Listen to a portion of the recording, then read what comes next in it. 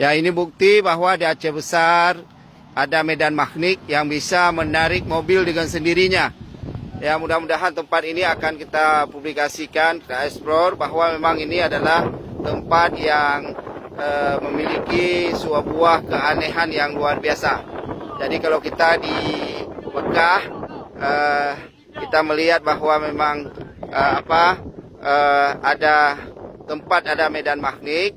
Di Madinah, ini juga di Aceh Besar, di pergunungan Blang Bintang memiliki sebuah tempat yang bisa menarik mobil dalam keadaan mati. Dia attract sendiri dengan sendirinya. Malah kecepatannya bisa 40 km per jam. Ini adalah hal yang luar biasa sekali.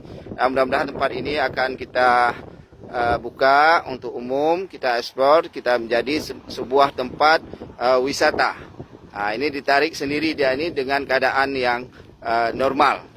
Ya, mudah-mudahan ini bisa berjalan di Aceh Besar, dan ini insya Allah nanti juga tempat ini akan banyak dikunjungi orang untuk melihat apakah kebenarannya.